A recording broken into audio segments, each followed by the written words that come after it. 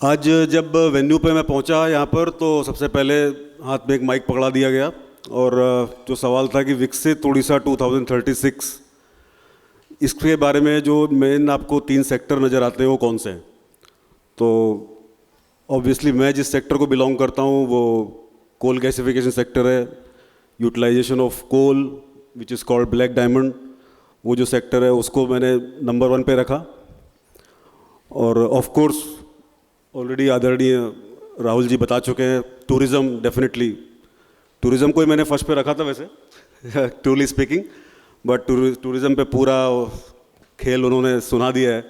और really means he has taken away all the lines I had kept for my self on tourism which should be developed in Odisha.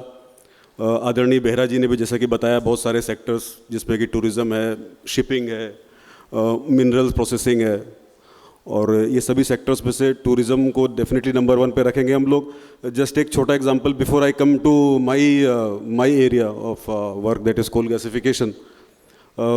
अभी recently around 10-12 दिन पहले ही हम लोग हमारी team के साथ, तालचेर फर्टिलाइजर की टीम के साथ MCL बुरला संबलपुर में गए थे। तो थोड़ा टाइम मिला हमारे ऑफिशियल काम के बाद, तो हम लोग नियर बाई डिब्रीगढ़ नाम के एक एरिया में चले गए जो कि हीराकुड डैम के आसपास है। तो वो जो विजुअल्स थे, मतलब we can, I could not believe, मैं भी 2-3 साल से हूँ, मैं अभी तक गया नहीं था। तो वो जो मैंने पोस्ट किए फेसबुक पे या व्हाट्सएप स्टेटस पे, तो वो जो वहाँ से लोगों के रिस्पॉन्स आए, सो मेरे रिस्पॉन्सेस कि भाई ये कहाँ हो तुम और ये क्या है कैसा है।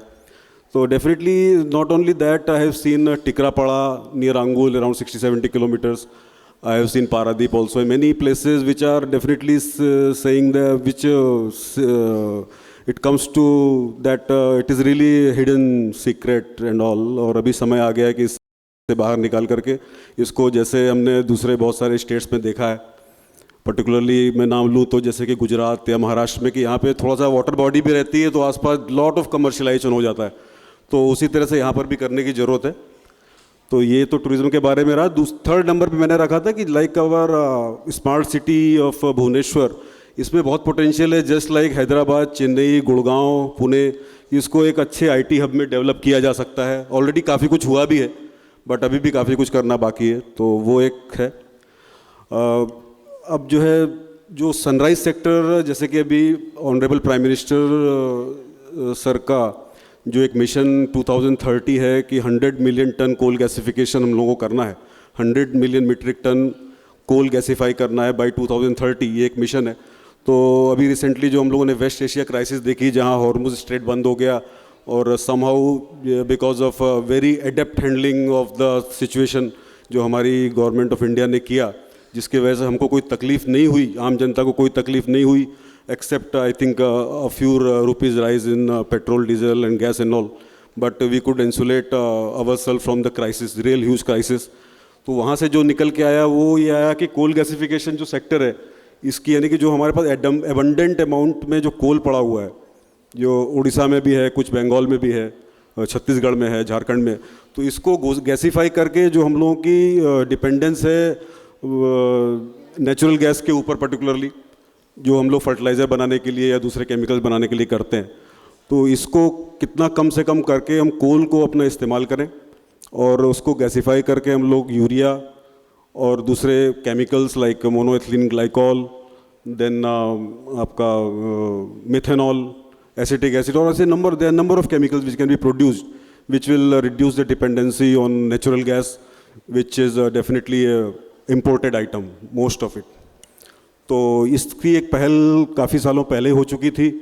2018 में ऑनरेबल प्राइम मिनिस्टर सर ने तालचेर फर्टिलाइज़र की नींव रखी थी, जो कि पुराना FCI बंद हो गया था, उसको रिवाइव करने के लिए। Due to some challenges we have not been able to complete it till now, लेकिन अभी जिस तरह से हम लोग काम कर रहे हैं तालचेर फर्टिलाइज़र में, मेजॉरिटी ऑफ वर्क कंप्लीट हो चुका है और 1.5-2 साल के अंदर में हम लोग इस प्रोजेक्ट को कंप्लीट कर देंगे। और ये अपने आप में कोल से यूरिया बनाने वाला अपनी तरह का इंडिया का संयंत्र होगा, और उड़ीसा में आज की डेट में पहला यूरिया प्लांट होगा। तो ये एक सेक्टर है जो कि सनराइज सेक्टर इंडिया का है, और उड़ीसा का जहाँ तक मेरा ख्याल है इसमें 50-60% भागीदारी होगी, बहुत ही काफ़ी सारे प्लांट रिसेंटली अनाउंस हुए हैं कोल गैसिफिकेशन फील्ड में, जिसमें कि पब्लिक सेक्टर और प्राइवेट कंपनीज दोनों आ रही हैं, दोनों के जॉइंट वेंचर्स आ रहे हैं। तो इसी के साथ थैंक यू ऑल। और डेफिनेटली हमारे राहुल जी ने और सभी जो गणमान्य स्पीकर्स थे, उन्होंने अपना जो यहाँ पर मत रखा वो सभी सेक्टर्स को बताते हुए ये है कि उड़ीसा में पूरा पोटेंशियल है और डेफिनेटली इंडिया का जो आगे का विकास होना है उसमें उड़ीसा उभर के सामने आने वाला है। Thank you all.